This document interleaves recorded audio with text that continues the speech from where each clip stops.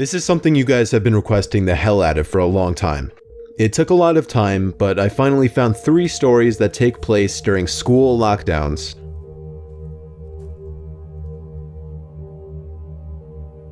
It was a typical boring day in calculus, only it was Friday, 7th period, meaning the week was almost over and spring break would finally be upon us, so everybody was getting antsy in their seats, I could tell. We didn't have a test that day like a lot of my friends did with their other teachers, so our teacher in the middle of class just decided to start playing games with us on Sporkle.com. He was a very laid-back teacher like that. As we were doing some brand logo quiz on Sporkle, I remember the exact moment it happened. Right after my friend answered a question, I remember the exact answer too, Adidas. The dean's voice came through the loudspeaker. He sounded panicked and frantic as he told all the teachers this was not a drill and to go into lockdown. I actually got the chills and I got goosebumps on my arms as our usually laid-back teacher too seemed panicked as he ran to turn off the lights and ushered us to the back corner of the room. We all sat in silence for about 2 minutes, and then the usual buzzing that came from a panel in the back of the room ceased, indicating that the school must have cut all the power. We all looked at each other, realizing this must be serious. A few more minutes of waiting later, we heard a man screaming at the top of his lungs coming down the hallway. 2 girls in the class actually started crying, which made all of us even more scared. As the screaming got closer to the classroom, the lunatic-sounding man started banging on the lockers while screaming, "I'll kill all of you."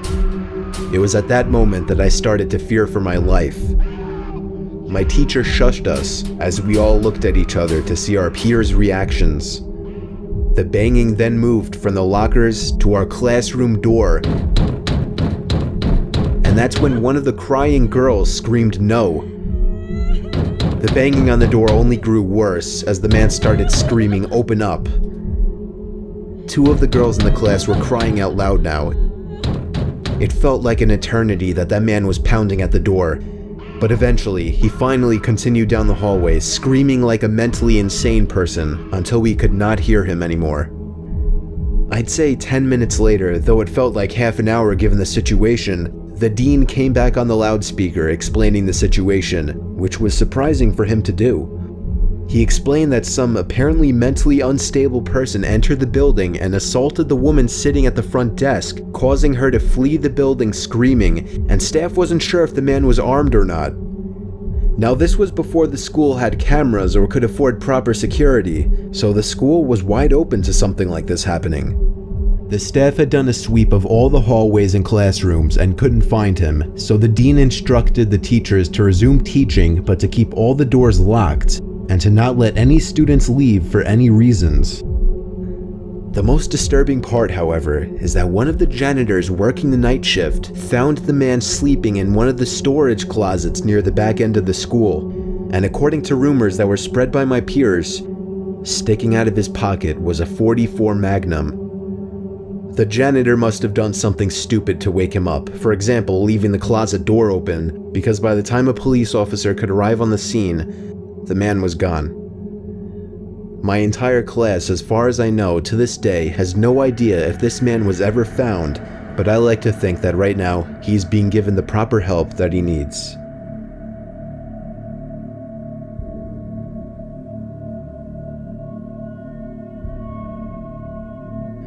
My school has 2 lunch periods. First lunch period is for all 6th graders and some 7th graders. The second lunch period is for the other half of the 7th graders and all 8th graders. The lockdown happened in the beginning of October. The day the lockdown occurred, it was overcast and rainy. During the first lunch period, I heard 4 loud booms. I personally thought it was thunder, but the entire lunch crowd started screaming. I was thinking those kids were just serious pussies, but the campus security came in and started yelling at people to go into the multi-purpose room, and the kids who were in line buying lunch had to throw out their lunch and come inside. Me and some friends went inside the room along with a huge group of other kids. Everyone was curious as to what was happening. Our multi-purpose room is huge, and the back wall of the room is made of see-through glass. When me and my friends were rushed inside the campus, security was covering the glass with the curtains, and there were adults at every exit. My friend Eric was curious, as well as the rest of us, so he asked one of the adults what was going on. When he came back, he said, "You know how right in front of TMS there's those houses?" I replied, "Yeah." "There's this mentally disabled, crazy man that barricaded himself in front of his house, and he's threatening to commit suicide and kill the cops if he's evicted. He was walking around outside of school watching kids in a weird way," Eric told us. It turned out the man was also a registered sex offender, making matters worse. We were stuck in the multi-purpose room for a whole hour, taking up 2 periods. After the whole thing was settled, we were escorted to our classrooms one by one.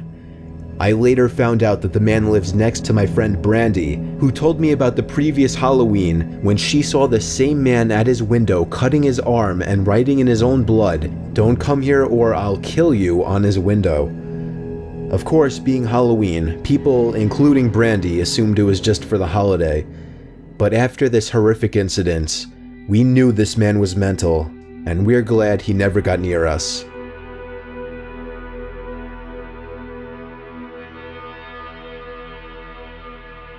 I'm 22 years old, fresh out of college, and I recently got a job at my old high school as a sort of computer intern in the school basement.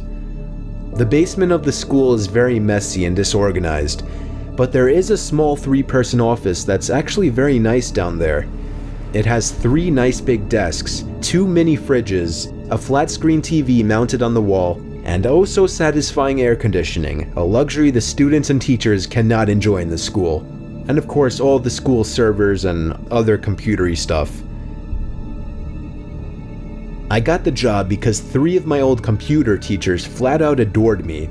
I could actually consider them as real friends, not just teacher figures, so they all helped tremendously in landing me this job. It's been great, until something that happened a few weeks ago. My 2 co-workers that shared the office with me, Dave and Gary, weren't in the office at the time. They were upstairs working on papers or whatever. I was eating my sandwich during my lunch break when I got a phone call from one of the women in the front office telling me the school was on lockdown and that somebody, possibly armed, had entered the school. There wasn't much that I could do other than turn off the lights because, surprisingly, as nice as this little office was, it didn't have an actual door to it, just a big opening, and the door to the whole basement didn't even have a working lock. For my own safety, I did turn off all the lights in the office and my computer screen.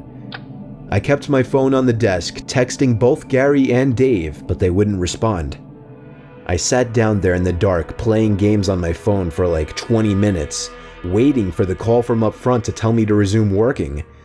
I had no idea what was happening. I couldn't hear what was going on upstairs from down here, but I was not allowed to make any calls until I was informed that the lockdown was over. Then the noisy basement door opened. As the creaking echoed across the basement and into my office, I sat up from my seat, wondering if I should call out Gary or Dave. I was eager to get some info from them. Someone then came running down the stairs and their footsteps were approaching my office. I pushed away my chair and crawled under my desk.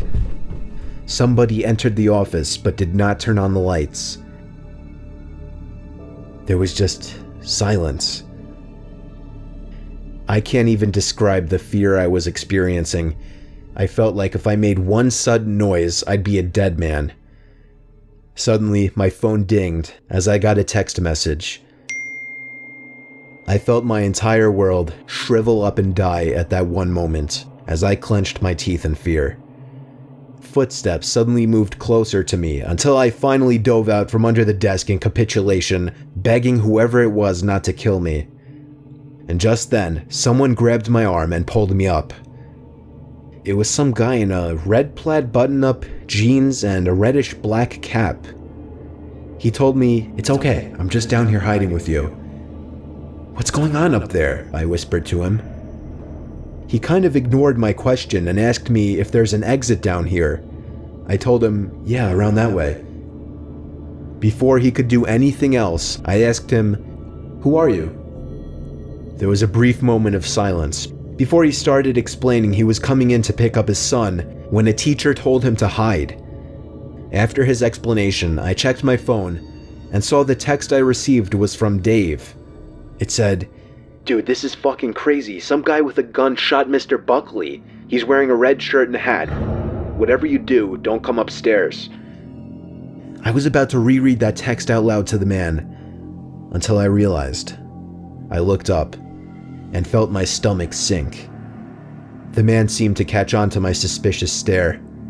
Panicking, all I could think to do was to run for the upstairs. A gunshot echoed through the basement and I could hear the bullet ricochet off something metal in the darkness. But thank God the bullet missed me and I made it upstairs. Fortunately, police were waiting at all exits, including the basement exit, and caught the man the second he opened the door. More good news, our teacher Mr. Buckley survived the gunshot. It was later determined that the man and Mr. Buckley had some beef for whatever reason, but that was never revealed. All we know is that Mr. Buckley couldn't have done anything that would have warranted this kind of reaction. And I know that the sound of that gunshot will forever echo in my mind.